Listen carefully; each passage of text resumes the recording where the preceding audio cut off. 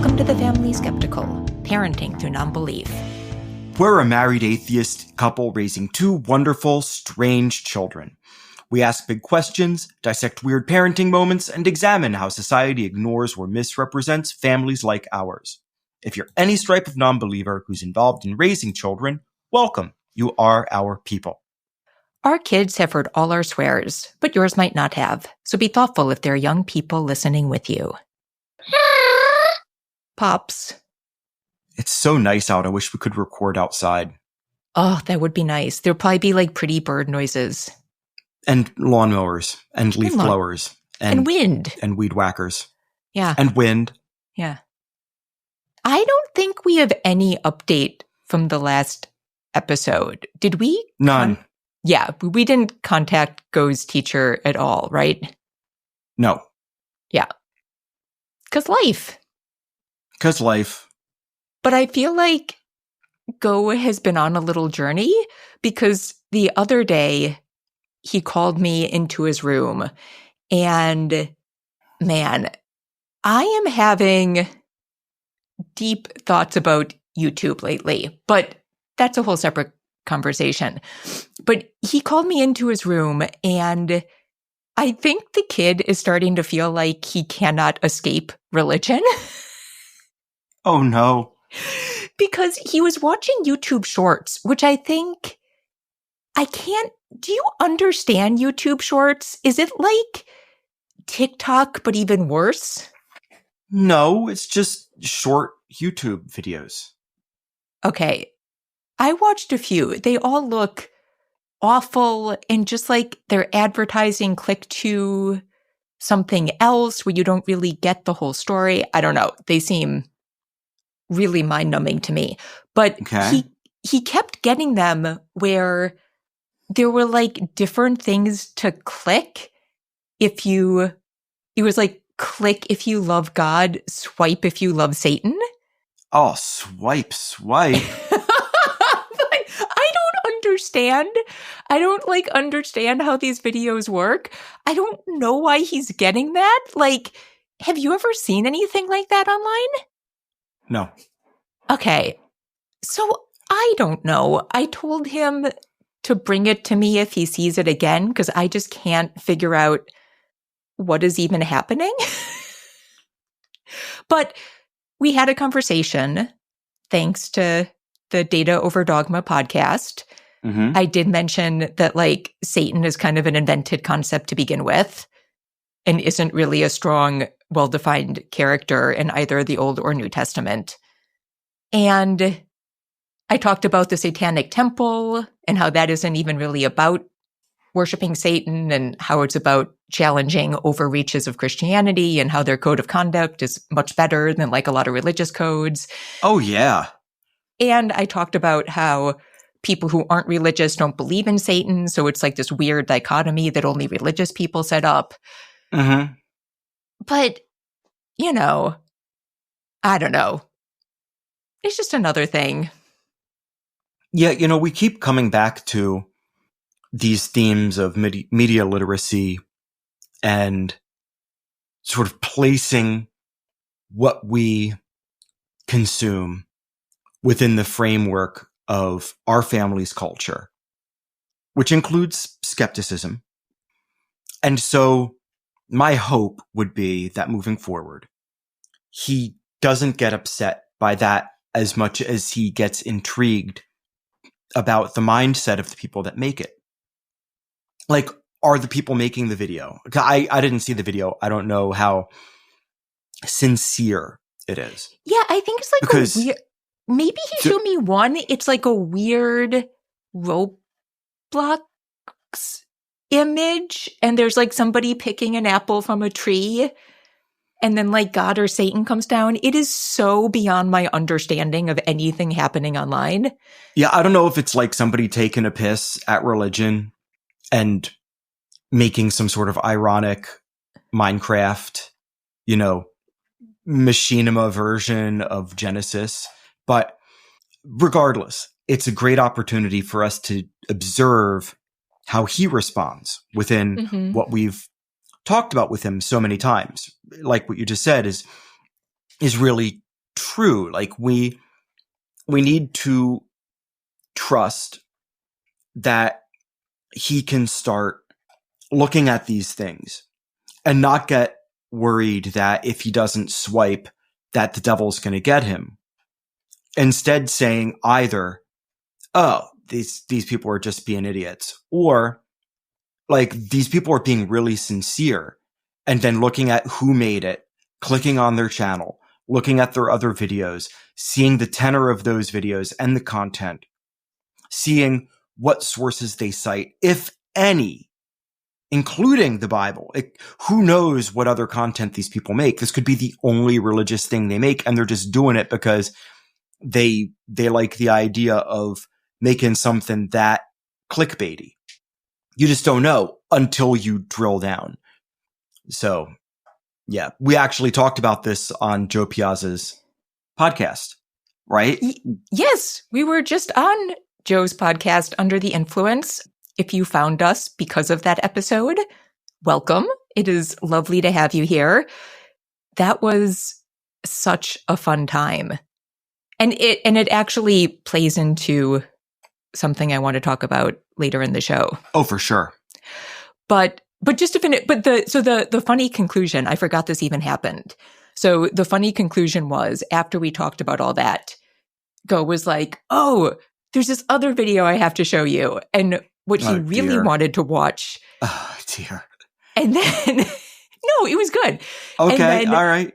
More or less recount to me word for word, as I tried to get dinner stuff together, was a video, like a comedic video about angels inventing all the different dog breeds and explaining them to God. That's great.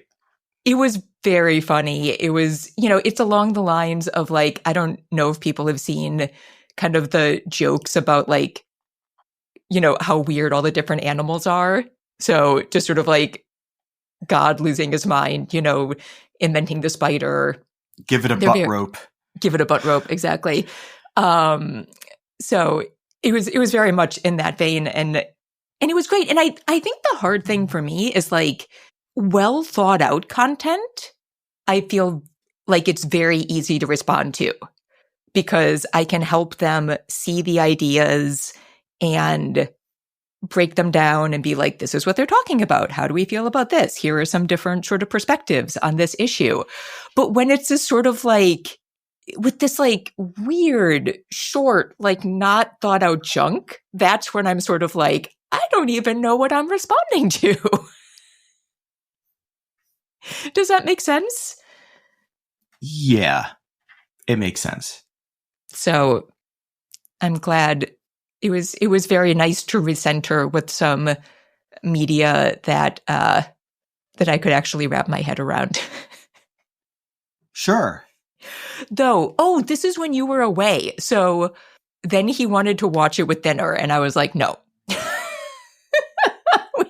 You watch enough YouTube. We are not watching YouTube for dinner. Yeah.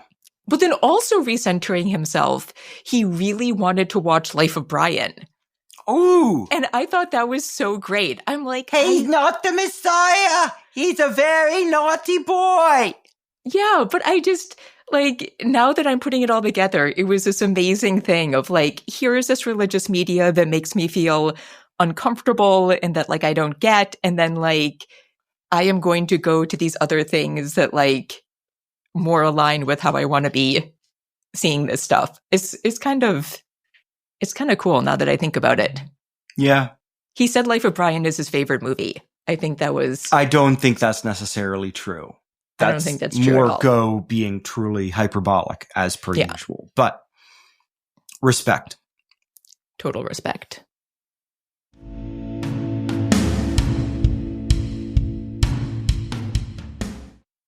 Okay. Hard pivot from the happy stuff.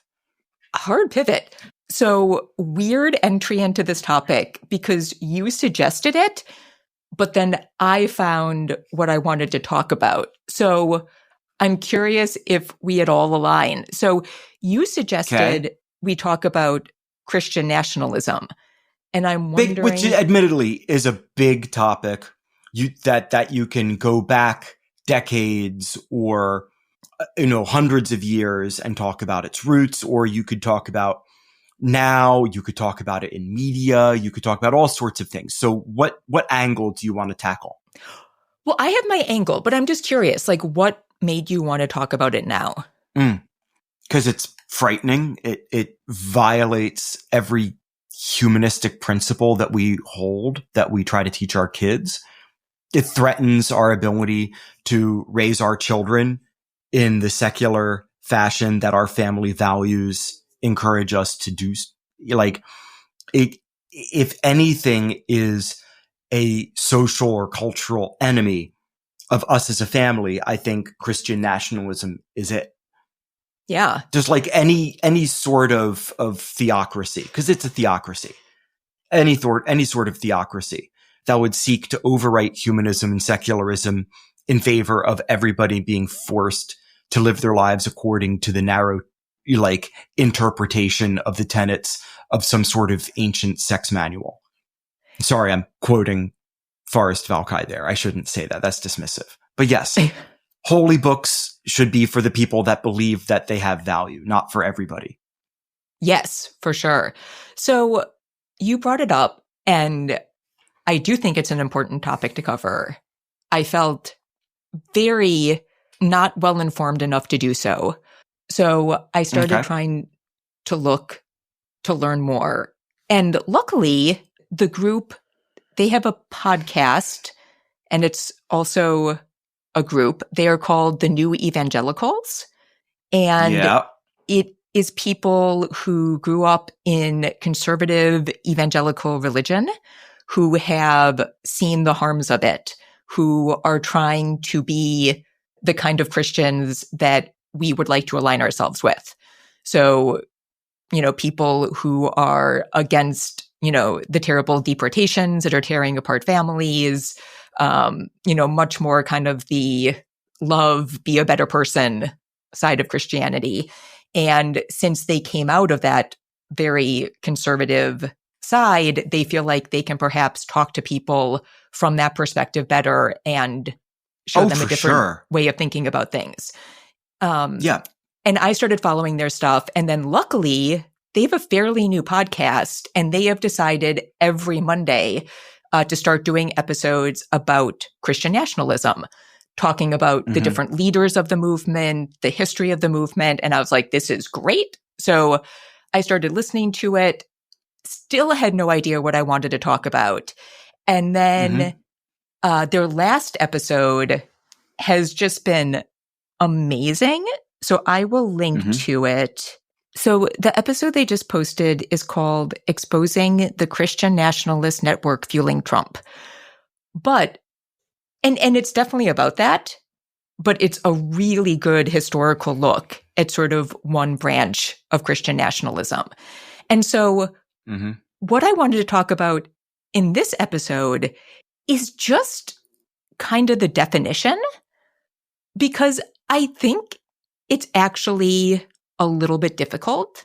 And I have seen a lot of the more conservative Christian people that I follow online do a very disingenuous, like, what's wrong with Christian nationalism? I'm a Christian, I love God, and I love the US. What could be bad?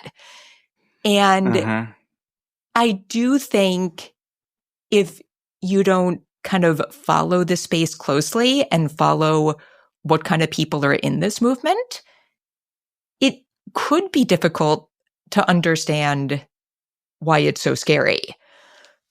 But you have to remember that these are the same people who think that Nazis are left-wing because they have the word socialism in their name.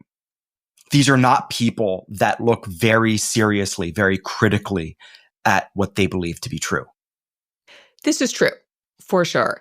They like magic words, and they think because a word is a word, they can attach whatever meaning they want to it.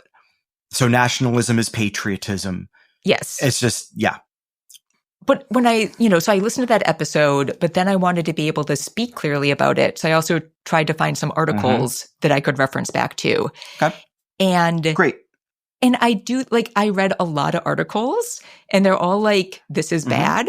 But I actually had to dig pretty deep to find some definitions that like really worked for me and made things clear. Okay, shoot. So This is interesting. I like this. yeah. So one I found was from a Yale summit on white Christian nationalism. And it talked about that common misunderstanding as some people see it as the same thing as being a patriotic Christian. And one of the authors, Philip Gorski, chair of the Department of Sociology at Yale, said is that patriotism is an adherence to the ideals of the United States, and nationalism is loyalty to your tribe and not the country. And they talked about the idea, so their sort of definition of Christian nationalism, and they're talking about white Christian nationalism, is the idea that America was founded by Christians who modeled its laws and institutions after Protestant ideals with the mission to spread the religion and those ideals in the face of threats from non-whites, non-Christians, and immigrants. And I feel like this is sort of what we've seen from more conservative religious people for a long time. And I think also, you know, I was thinking about it because I do think, I think the important thing to remember about it is that it's not so much about the faith, it's like about the power. So it's about spreading those religious ideals and making sure the country follows those religious ideals. Because I know in one of the earlier episodes when the New Evangelicals were talking about it, it's when I really started to think about the definition, because I do think you can have a morality based on a religion that helps you frame certain issues in society. And that's not Christian nationalism. No, all that is a worldview. Like we were talking about, again, on Joe Piazza's podcast, we being consequentialist, or at least me being a consequentialist, I care so much more about the outcome of a person's action than I care about the belief that they think motivates them to perform the action. You know, so I don't care what a person believes as much as I care what they do with it. And so, you know, that's why it's so interesting to me that conservatives in general will fall back on arguments from tradition. That being a fallacy, of course, right? Argument from tradition that it is an ought. We ought to do this thing, or we ought believe this thing because our forefathers believed it too. It doesn't mean that it has greater efficacy. It doesn't mean you can't do it better. It just means that we're going to keep doing it because that's what we've already been doing. That's the way it should be done because reasons. And what you were talking about from the conference, or the summit rather, regarding that definition of Christian nationalism, even if what they talked about, or what they consider to be true, which is, all the founders were Christian. They founded America on Christian ideals per the Protestant Reformation and all this sort of jazz. Even if that were true, that still doesn't insulate the founders' ideology or what they came up with legislatively from scrutiny and revision and improvement. It doesn't matter how good it actually was or wasn't. What matters is what is happening right now and how can we make things better right now for the greatest number of Americans. But that is the real issue, like you hinted at. It isn't about the greatest number of Americans. It's tribalism 101. Yep. They have a tribe that they want to protect. They're deathly afraid of people who don't look and think like them having an equal share or an equal voice. Yeah. And so I think we've seen that in American politics for a long time. And what the most recent episode, the New Evangelicals, talked about is like, you know, you saw that in the Republican Party, and you saw them going after that through sort of normal democratic processes. And then they talked about what's been happening with Trump, because I do think the current climate feels profoundly more scary and different. And the episode did a really good job of explaining why. So that is white Christian nationalism. And what the podcast explained is that Trump comes at it, and Trump's advisors come from like a subset of Christian nationalism, which is from the New Apostolic Reformation. See Peter Wagner and his 7 Mountain Mandate. Yeah. And so I hadn't known as much about this. Yep. So, kingdom theology. Yeah, I know plenty about this nonsense. And now it's a little complex because I think a lot of people are now sort of distancing themselves from the New Apostolic Reformation because they know that it doesn't. Sort of. Like very much so, right? Lip like service. It's lip service. They love what it can do for them and their worldview. Yeah. They love it. It makes them salivate. So to be clear, like that is sort of, if you listen to the podcast, they do a really good job. But that is the history and sort of the background of a lot of people. I want to listen to that. I'm sure they do a better job at it than I ever would. It is amazing. So in the past, you had people trying to create this Christian nation for Christians through sort of standard democratic means. And what this movement looks at, you brought up the 7 mountains, and that's from the 7 Mountain Mandate. And what that is saying is that Christians need to take power and influence over all 7 categories. And they are religion, family, government, education, business, media, and arts and entertainment. And the idea is that once they do that, it's going to trigger the second coming.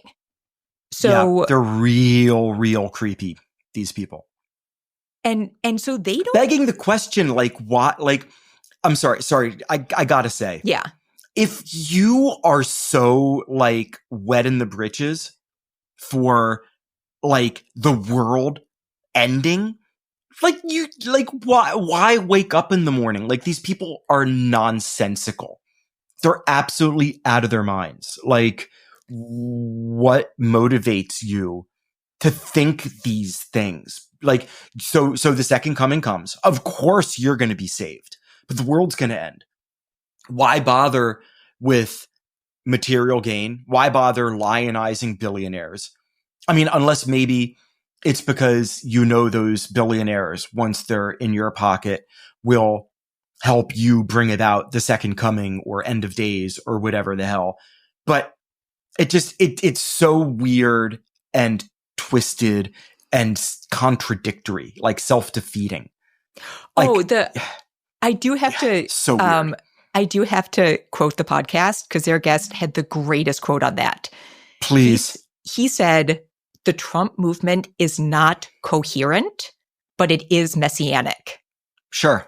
So I thought that was really interesting. And he also talked about how this movement is not so much white Christian nationalism, that there are a lot of Black churches involved in it. And look, like they are partying up with white Christian nationalists behind Trump. But that happened at the election. A lot has happened since. Yeah. So real test is going to be like how this shakes out toward the midterms. Yeah. But people in this, like, they don't care about doing it democratically.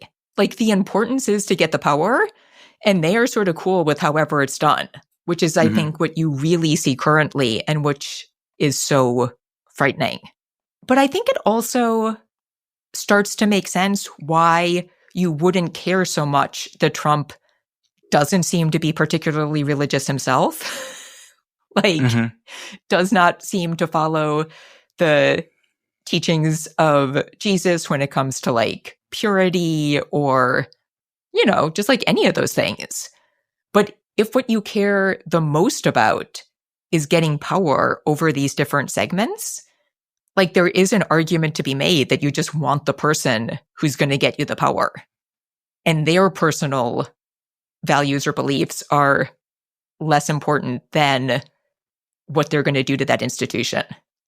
I don't know. I found like it made a lot of sense to me why things feel so much more different and scary under this version than what we've seen in the US for a long time. Yeah. And I think it's scary mostly because they've gotten more traction than they have in the past. I don't know. Like I still feel, and maybe it's just feelings, but I have yet to see their ideology outside of just having Trump be in the office and, having some parts of Project 2025 start to come about. Like I have yet to see like this vast cultural shift. Like the issue is that America is a very dynamic place and a very large place and a very diverse place and a huge economic engine. And so the people that benefit from chaos in the short term, the very wealthy people, the very, very, very wealthy people who ultimately are not part of this. Yeah. They are outside of it. They can benefit from it, so they'll support it as they choose. But those are the people that ultimately will say yes or no to this thing continuing. I think that money talks and walks. And I think that this movement will ultimately have as much traction as they allow, as it serves their purposes. If, as we are finding, more and more people rise up with a unified voice across political and cultural divides, which is happening, in defiance of what some of these, results of the 2024 election have yielded, then I don't know how necessarily sustainable some of what this new apostolic whatnot will be. Do you understand what I'm saying? Like, yeah, no, I think because I refuse to succumb to, the fear of this. I think it's important to pay attention to, but I think it's also important, like we were talking about in our volunteerism episode, that we look toward things that bring about the future that we want to see, not just rail against the ills that are happening in front of us. But I sort of think, it's just making me think about how we talk about things. And doing this little bit of a deeper dive, I do think calling this what's currently happening Christian nationalism maybe doesn't point out how different it is than what came before. And also, I think there are, I think like there are a lot of people who don't follow things too closely, right? And so I think there are also people who, may have felt pretty comfortable with that sort of democratic push towards a kind of cultural norm Christianity. Sure. Who do well, not there are like, there's a lot of, sorry, yeah, keep going, sorry, but who do not like what's going on. And so I don't know, like, I just don't know, like, if we stop saying Christian nationalist. Start calling it Christian supremacist.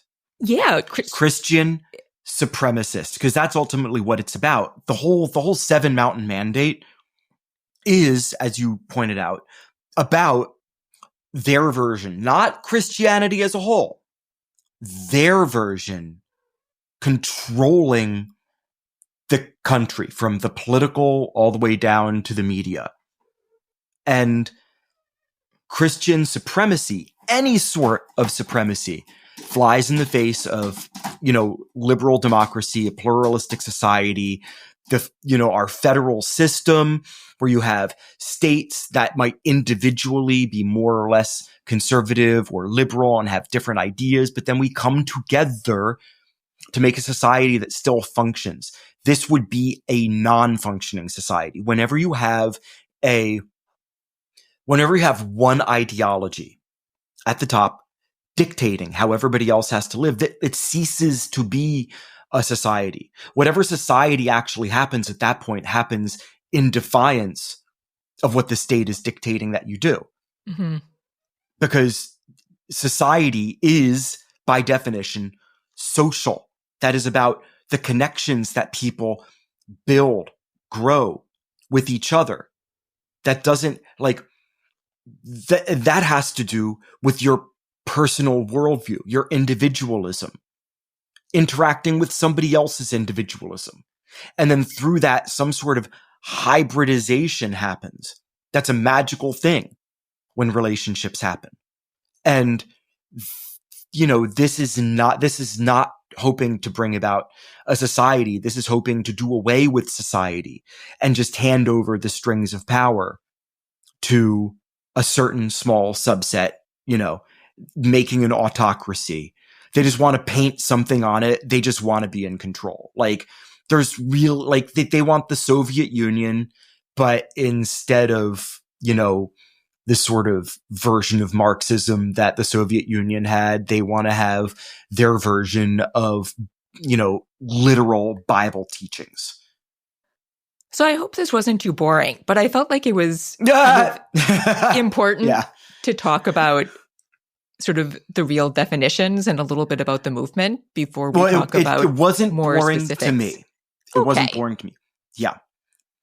I think it's critical that we talk about it. I think it's doubly critical that we keep our emotions in check when we talk about it. Because as secular folks, as skeptics, as people who value not believing in things until we're able to do our due diligence, which often can lead to an I don't know, as we know, that this sort of rhetoric is the literal antithesis of all of what we hold dear.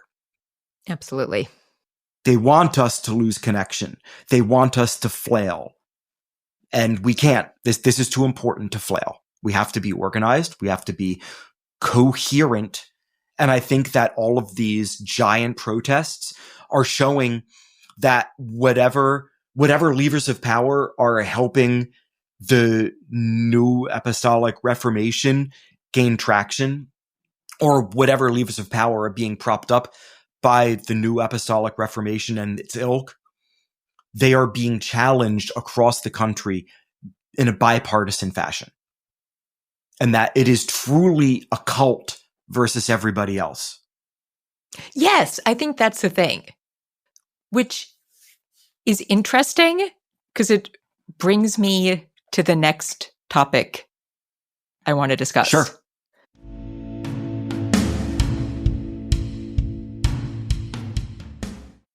So when we were talking with Jo, she asked about, and I don't know if it was even why we call ourselves atheists, but kind of how we identify. And yeah, we got to talking about labels a little bit, right? Yeah, and she feels more comfortable with agnostic, which is great. You should use the label that speaks best to you. But I sort of felt like we haven't spoken about it in a long time, and that it might be good to sort of come back to why we want to use that word and why we feel it's important to talk about, which to me, ties in directly with this Christian nationalist movement. No, 100%.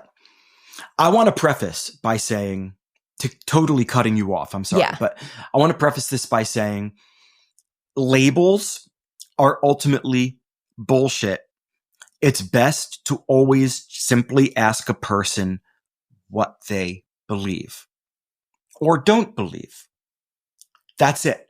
And then whatever label you want to put on it for some sort of conversational purpose, as long as they aren't offended by the label, then you're off to the races. But the usage is the most important thing. And I didn't want to push back on the podcast with Joe because I we've talked about the 4-quadrant, theism, like the 4-quadrant of knowledge versus belief, of you can be an agnostic theist, just like you can be a Gnostic atheist. And she was talking about that, like, there's a dichotomy between agnosticism and atheism. But truly, like you can be an atheist, but be open to being wrong. It needs to, like, whatever claim is presented to you needs to, surpass its burden of proof. That's all. So, sorry, keep going. But I think colloquially, I mean, I definitely lean much harder, like, hard atheist. I mean, I identify as an agnostic atheist, sure, but I'm like way close to the other end because I sort of feel like I feel pretty certain. Why do you think that is? Because I feel certain that, like, every religion that I have found out about is not true. Like, I am pretty certain of that. I don't really have doubts that all the major religions are untrue. You don't accept the religions. Yeah, but, like, every definition, every, like, God that has been presented to me, I feel certain is not real. So, am I open to, like, some version How about of God? a deistic God? There you go. Well, some version, but that's the thing, right? Right, but to me, like, I feel like the version, like, the reason I feel like I'm right on the edge is that my sense is, if there is a version that is true, it is going to be so far from how we define God right now that it's almost going to be a different category. Sure. Like, if we find out about something, might all the religious people, like, not all, but, like, might a lot of the religious people be like, yeah, see? That's what we've been talking about. But I think if that happens, I'm going to be standing there being like, yeah, but that is so far from what you were describing. Yeah. It's not. I don't even know if let's God massage is the right our word. holy text yet again to make it fit what we actually now observe. So, like, I am very open to there being something that I don't understand right now that is true, but I sort of feel like it's probably going to be a third category. So I think that's why I'm like, so sure. I get if you're, like, much more open to sort of the concepts of religion that are out there now, just you, like, haven't found one that for one reason, because I feel like with Joe, like, a big issue is, like, just the rampant misogyny, and that's the basis of so many religions, right? So if you're somebody who's like, man, if, like, there could be a plus version you went to of this Catholic school, I mean, that'll break anybody that didn't grow out of that toxic, philosophy, I'm kind of okay with the rest of it. And I don't know if she is, like, she could have a lot of other issues, but I'm just giving it as an example, right? If you're just like, man, I just can't handle the misogyny, like, maybe this is true, but the people who took it and shaped it were, obviously came from a very different time, and it's, like, too much in the mix. Yeah. So, like, if you could strip it out, like, everything else feels good to me. I get feeling more towards the agnostic side because I feel like you're open to a lot more aspects of it, where with, like, smaller changes, you could see yourself in a religious mode.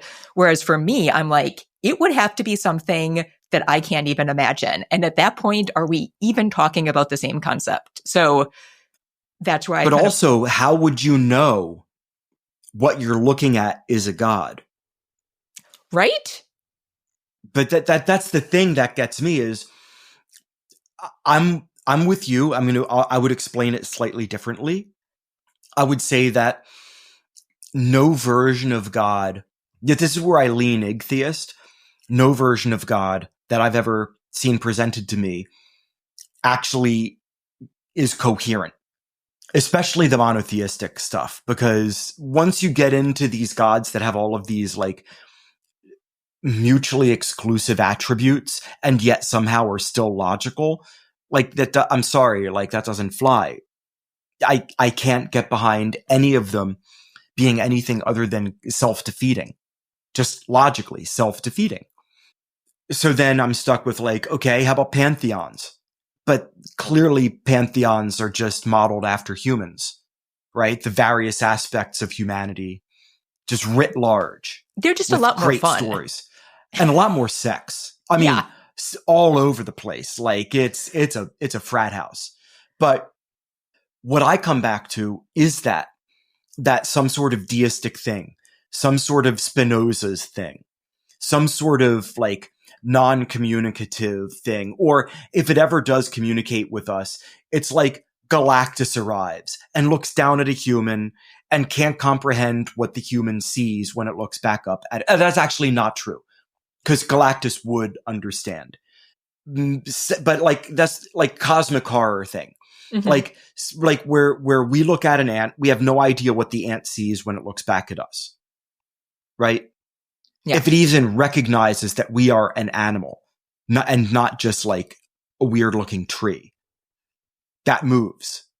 So there's so much there in this talk about labels that I think I should just rest on saying I truly am agnostic. But yes, like you, the more I think about it, the more I talk about it, the more I engage with people about it, the more I become a hard atheist.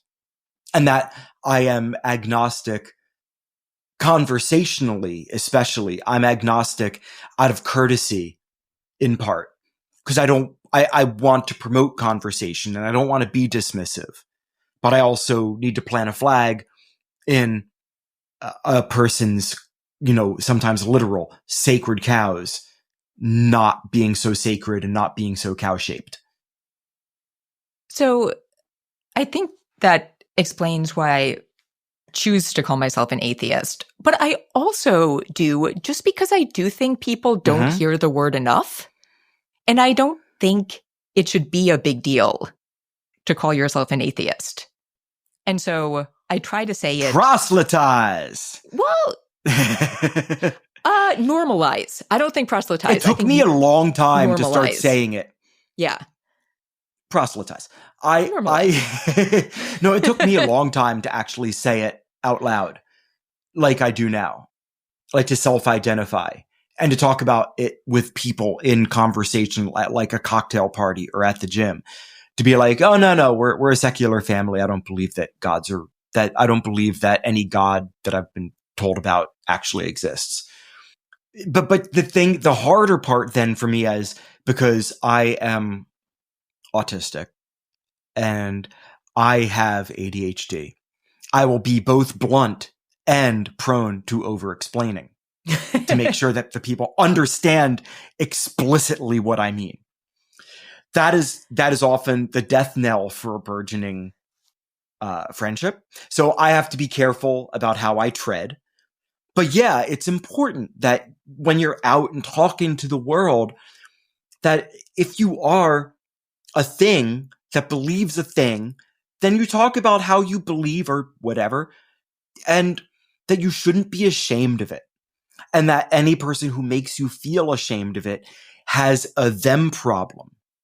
Like we've been taught to be marginalized because our society is so largely Christian that there's this like a hegemonic hold on everything already. I don't know why the new apostolic weirdos feel like they need to do something special to have the world, have America be Christian, because it already is.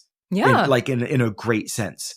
Like the fact that, like, just look at the legislature. Even the good ones talk about being blessed or invoking God, even if it's like some vague sense. There's a lot of that. Like they've already won, but they don't have their version. I still don't think you could get elected if you didn't say you were some form of Christian. You look at states. I half want to run for office just so I can be like, I'm an atheist. Here's what I believe. And this is what I would push for legislatively. You can't get elected president. Obviously, there are atheists in Congress. And, there are still states There where just need to be more. Of course. There are still states where I believe you have to swear on a holy text to be sworn in under the rules. It's like... But isn't that subjective?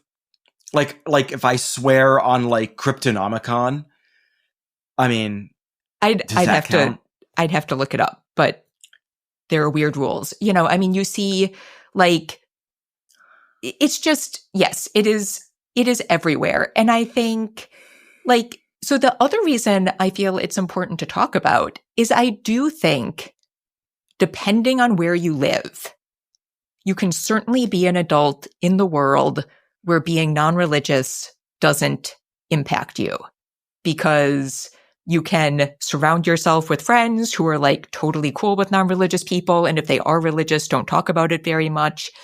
There is a ton of media that doesn't address religion specifically. Like, I think, there are certainly places in the world where you can't, where like religion is kind of the fabric of life. But if you want to, right, you can find places where you can exist in the world as a non-believer and not think about it. But I really think you can't as a parent, because it's just going to come up and you have to do something about it. Like, you have to decide how you're going to talk about it when it comes to the major holidays. The Jesus story is going to come up. How are you going to address it? I don't think it's hard. I think you can talk about it as just a story, and some people think it's true. But, like, do a little vaudeville act. You have to engage. Get the straw hats and the canes. If you experience any kind of tragedy or loss, there are a certain number of people who are going to respond to you with prayers or thoughts that the person is in heaven or something related to religion. Mm-hmm. Like, mm-hmm.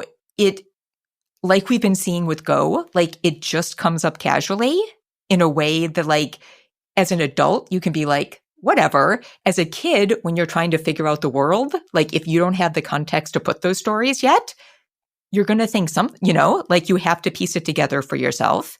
So if you're going to help your kid do that, you have to do that. And yeah, so it's like, I think if I had not become a parent, I mean, maybe now I would be talking about being an atheist with this new movement towards Christian nationalism. I think I would have to be talking about it. But up until this very moment, if I had not become a parent, I don't know if I'd be talking about it at all. I wasn't thinking. I thought about it a lot when I realized I was an atheist, and I did not think about it much after I sort of figured out where I'd come to stand on it until I had kids. Maybe you would have gotten deep into Deepak Chopra. I really don't think so. No, but like, parenting, as we say so often, is such a transformative experience. It's such a huge responsibility, but it's also a responsibility we have to ourselves. It's so often we frame parenting responsibilities as what we do for the child, how we protect, how we help flourish. But the act of parenting is such a reflective, properly done, I think, introspective act, an act of profound self-awareness, that to do it right, you gotta turn that magnifying glass on yourself on like a day-to-day or moment-to-moment basis. That's why I swear by journaling. Like, you gotta have that way of looking back on what you do and how you do it. And part of that is helping your kids find a way to discern what they think is true or not, and then what is actually true or not, to form their belief systems and to have the justification for them. And that doesn't necessarily mean that your kid's going to end up being a secularist, but you owe it to your child to help them be a better version of themselves than you are of yourself. And so if you have a certain religious belief that you've arrived at, I think the best version of parenting would be, look at how you arrived at that like what is the end result of your religious journey if you feel like you haven't, if you're not on a religious journey anymore? What's the end result of that? And then how can you help your child get to the end of their religious journey in perhaps a less injurious or more rapid, more efficient way? Like, how can you teach your child to navigate their course better than you navigated your course, if that makes sense? Yeah, because I've said a lot of times that I wasn't raised in a religious household. Mm-hmm. Your mother would disagree. But my mom would disagree. But she did teach me about all the religions. Yes. So not all. So you're a theist. But she taught me about a lot of religions. And I was aware of them. But as I spoke about in the How to Get Over the Fear of Hell episode, based on where I grew up, what I didn't know is how seriously some people took them. Like, oh, yeah. And that was a privilege, right? Mm-hmm. But I guess that's why I've found it so important to engage on these topics, because it's not just teaching kids about, like, we've talked about it before. Like, I think it's important to understand cultural touch points and history and, where different ideas come from, and like so much references these stories. But I think how people see these things, like, for many people, determines how they interact with the world. And so, I don't know, I've just felt like I've wanted to give that context too, so that the kids don't feel like I wouldn't feel like I was doing my job if I sent them out into the world thinking like everybody looks at these things as just stories. Okay. Like, it's important to know the stories and to know the cultural context, but also to understand that, like, these are very important beliefs for different people. Yes. And in one form or another, you're going to have to interact with that out in the world. Yeah. And we need allies. So we have to make sure that when we talk about these things with people, that we do so in a way that nonetheless cultivates allyship.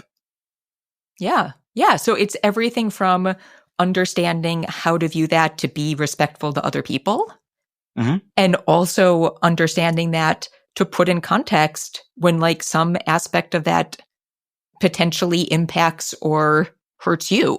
Like, I think it's mm-hmm. like hard to understand those moments if you don't understand the importance it has for other people. Yep. Empathy first. You heard it here, folks. But so I know we've talked about this before. Last question. Yep. I don't think it would ever happen, sort of like based on how people are made and how we've seen their brains work. But like, if the vast majority of people were atheist, and I think there are countries where this is true, but like, if we lived in a place where it was much more the norm to be atheist, do you think it would have the same importance to you? What? Like, do you think my identification as an atheist? Yeah. No, of course not, because it wouldn't be it wouldn't be the thing that makes me a minority in society. Yeah. Mm-hmm. Like it just the label and me talking about it wouldn't matter as much. Like I would love it if we wouldn't have to talk about it ever. That would be magnificent if we didn't have to talk about it ever. And that's not me saying I wish we could do away with all religion. No. But we have to talk about it because, monumental dickwads like the New Apostolic Reformation and all those sorts of folks threaten my children. So, I love my children. So we do the podcast. There you go. All right. We should wrap it up. So we need to thank Jonathan Zalbin and First Frame Music for the music for this podcast. And here endeth this episode of The Family Skeptical, where nothing is sacred except for our kids.